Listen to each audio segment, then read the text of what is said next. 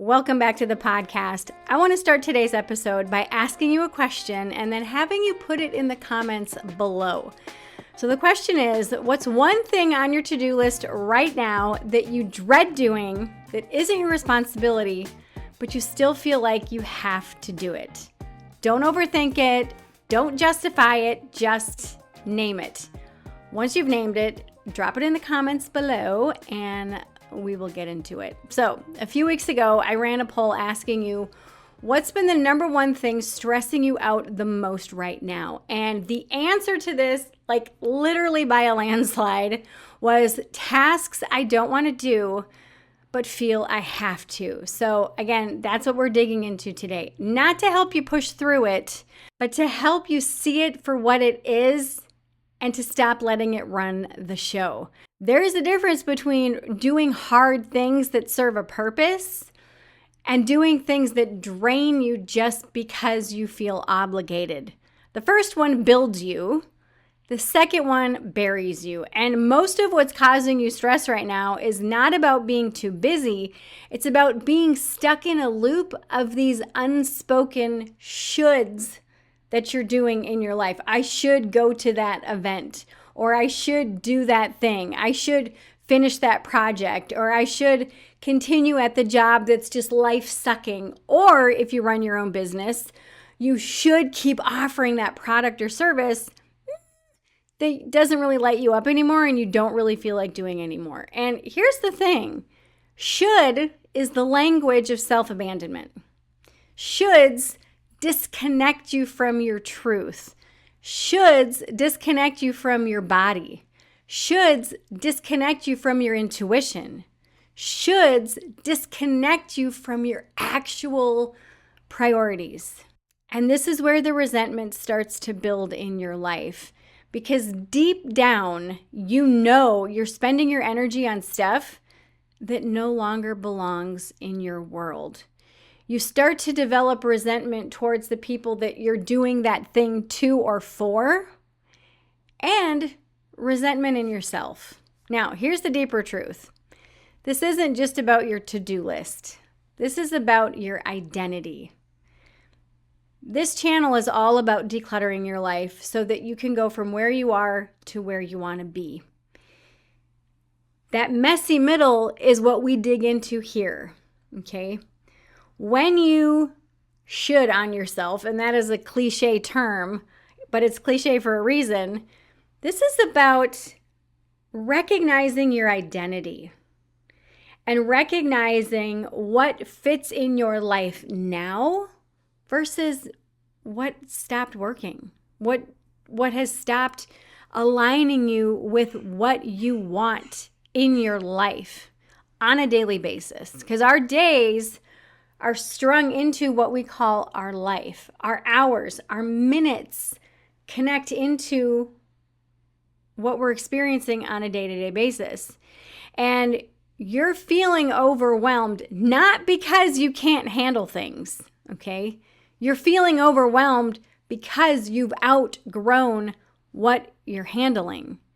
The task that you keep dragging your feet on that you're like, oh, I really should be doing this, but I really don't want to. And it might not be resistance. It might be your intuition and your wisdom within you saying, this is not yours anymore. Let it go, okay?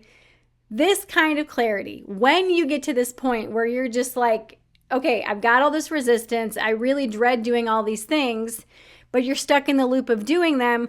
How you get out of the loop is recognizing that you're in the loop. And when you get the clarification of, oh shit, like, I really don't have to do this. I really can choose to just let it go. When you come to that realization, chances are you're going to feel uncomfortable because it is very uncomfortable getting and receiving this type of clarity. Because and the reason why that it's so uncomfortable is because when you admit something doesn't align with the life that you want, you can't unsee it. You can't unsee it. You can't unknow it.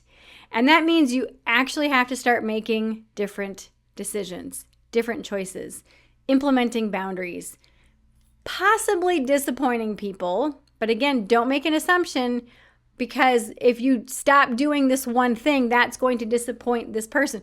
Don't make that assumption, because often when you stop doing something and somebody else realizes, oh, that person's been doing this, they didn't have to do it, but they did it, I guess I'll start doing it for myself now.